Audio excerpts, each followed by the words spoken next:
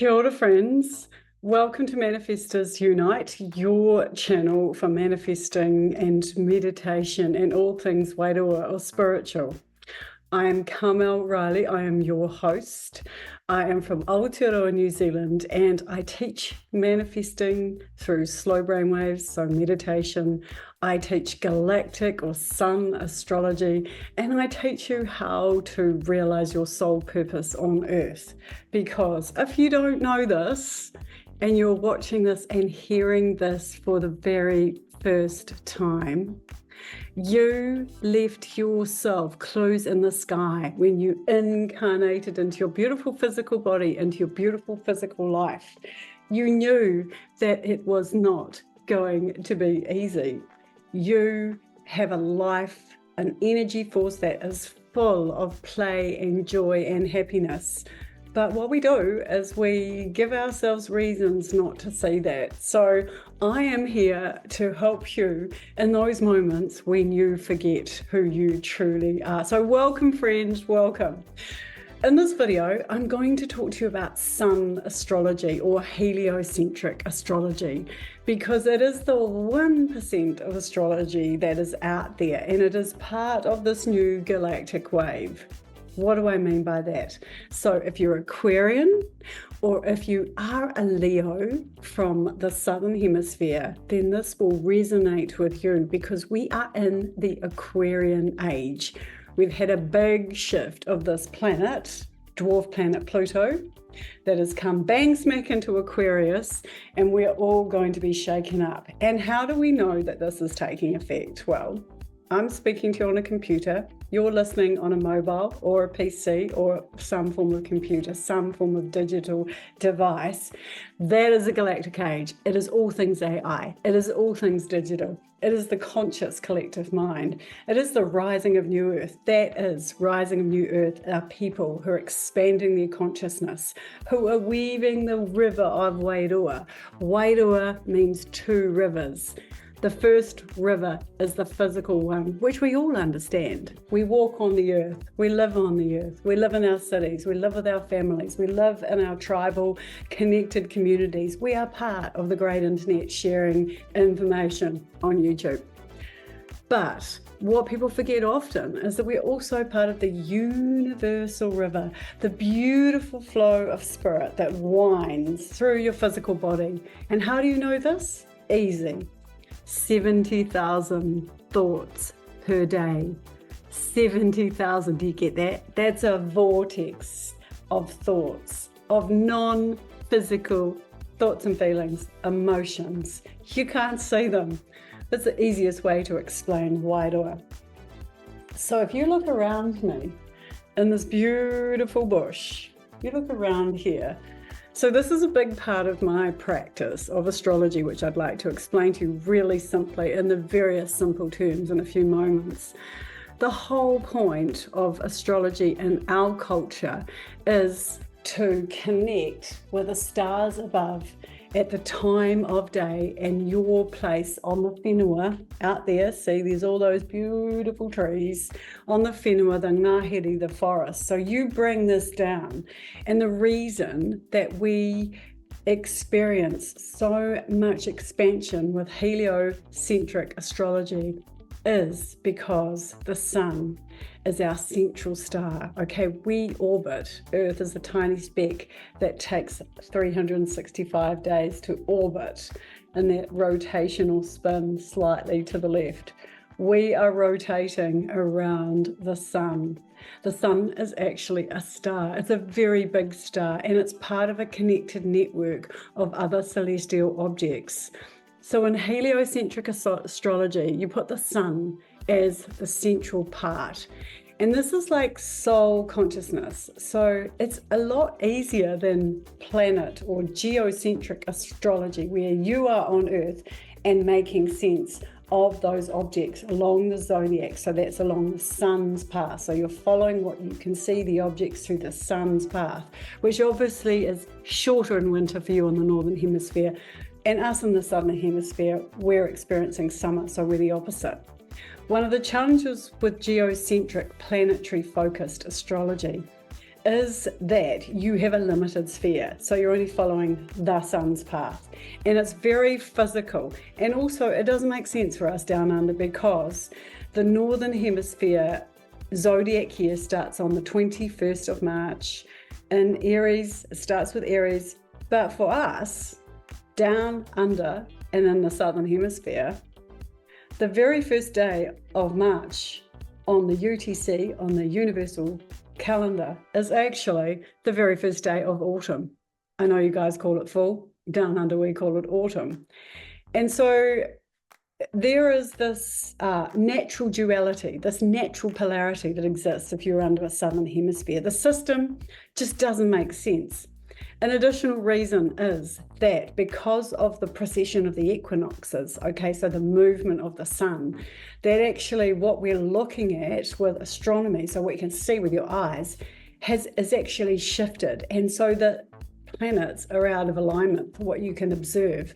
So when you come and look from the sun's perspective, and the sun being the central point, your day of birth being the earth point, and your moon is linked with your earth, what happens is you're actually aligned with what you can see. So it's kind of cool. And the other thing is you can drop all the other stuff that relates to planetary astrology. Really, all you need to know is the quality of sunlight at the time you were born and your earth sign. So here is how it goes. It's good to find out what the degrees of your sun are. So if you are in the first 10 degrees from 0 to 10, you are going to be a very strong reflection of the zodiac sign, of the time of the solar cycle when you were born. So what that means, example, is if you were born on the 21st of March, so on that spring equinox in the Northern Hemisphere, autumn equinox in the south, you would be the embodiment of Aries. Aries is actually in a sun chart. The 0 degrees of Aries is the start of the heliocentric chart, of the sun chart, and that pretty much is how it stays. It doesn't shift. So Aries is always the start. So you would be 0 to 10 degrees. You would be a real initiating fire cardinal Aries embodiment. From 11 to 20 degrees, these are I call them the shit kickers or the movers and shakers. They're the disruptors of the zodiac sign. They're the ones that are going to push the boundaries. They'll be the more impulsive Arians who will just like charge around like the bull in the china shop. So there's your analogy. And then you get to the later part of the zodiac, which is from 21 degrees up to 29, that fateful and anaretic degree. These are the assimilators. So if you like to think of that time from just after the full moon to right up to the new moon, that is the mature Arian. And that happens across the 12 zodiac signs. So you do need to learn with a heliocentric chart. You need to learn a little bit about the degrees of your sun and also about the opposite, because this is how it works. If you are an Arian, if you are an independent, if you value your independence, your ability to initiate your ideas, your visions, which is all Aries, it's very will driven, so it's your will, it's what you will. If that is your Arian sun, the way that you earth this, because in a sun chart, okay, here's the sun, we've got the earth and all the other planets, all right? So the sun, the way it is reflected, you reflect your sunlight, your life purpose with the opposite side. That is how you earth it. So you need to understand the axis, which is great for us down under because we are both the sign and the opposite sign. We are naturally full of contrasts. And if you know any Māoris, any New Zealanders, you will understand what I'm meaning. So Aries earths through Libra. Now, the soul's perspective of Libra is not relationships or partnerships, but it's the higher self the relationship you have with your higher self as reflected through relationships. What do I mean by that? Okay, I'm going to explain it. If you think any relationship in your life is a separation and that other person is somehow not behaving in a way not connected to you, you may want to reconsider this. Everything in your life is a reflection of what is inside you, that spiritual energy, your thoughts and your feelings. All relationships are a reflection of your self-worth, your self-confidence, your self-love. So in my practice, even though I have a lot of contrasts, particularly in relationships, I take responsibility for everything that shows up. There are no psychopaths or narcissists or sociopaths in my life, because by saying that and admitting that, I'm admitting that is within me, or at least I'm trying to show myself that that exists. So reflections are the higher self embodied through others. And look, you know this. If you are feeling amazing, really great, it doesn't matter how badly you're experiencing the other. You're just going to take a little step to the side. You might walk through a door and go for a walk, or you might just give the person a hug, even though they may not be wanting it. So you change relationships by the way you are feeling and by the way you are thinking. And if you really want to learn a little bit more about this, I have a book, which the link will be below, called Super Manifestor, Manifest the Secret in You, and it teaches you how to manifest with your own energy.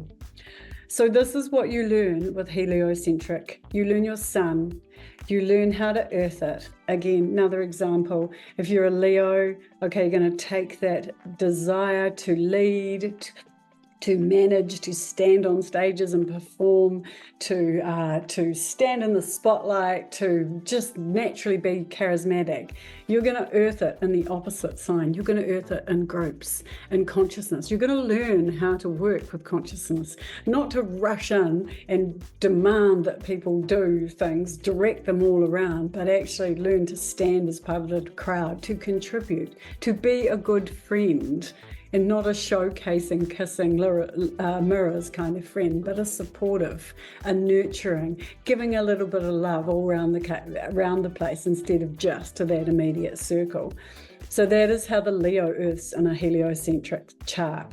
Okay, I'm not going to say much more here, because learning the system of Helio or Sun Astrology, which is very much linked with the stars up above, what it's going to do for you, you need to get a chart reading, and it is a lot easier than a usual astrology, and there's a lot less interpretation, but it's then learning about the framework of the sky and where the sun is for you, where you earth it, where the planets are, and then all of the objects in the sky, all of the black holes, all of the centaurs, all of the trans-Neptunian objects, which I know is not going to make sense, but basically everything in the sky will be very close that is very close to your own degrees is going to have some meaning, and it is very cool, but I'm going to simplify it, because all you have to do to learn this, to bring it on down, to mobilize, activate the signs that will show up in your life, is take your shoes off. Look, I've deliberately put mine here.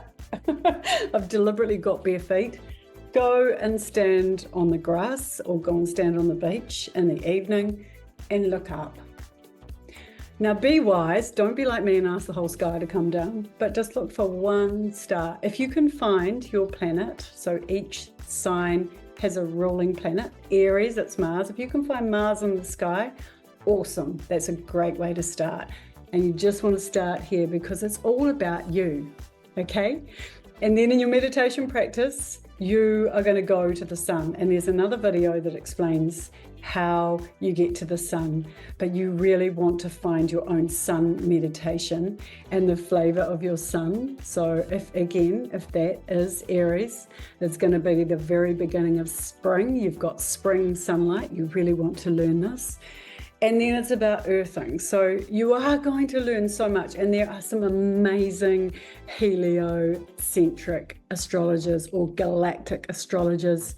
They will expand your mind like nothing else, because space is huge and complex, but we are learning so much more day by day. But the key message that I want to convey to you is you've got to make sense and ground it for yourself. The way to ground it is easy. As I said, go outside and observe those objects that pop to you. Have a practice of going new moon to black moon. Witness for you what starts to happen when you're starting to have this relationship with the sky from the new moon to the black moon. Begin to understand how to use the sun. And with that, I think that's enough for today. I hope you liked that. If you would like a Helio reading, I will have my links below. If you'd like to learn more about how we apply the stars through our moon calendar or maramataka in Aotearoa, New Zealand, hit me up as well. And I just would love to part with this parting message that you are so powerful, and you are even more powerful as you embrace the stars in you. So, Mauri ora, and I look forward to our next connection. Ngā mihi.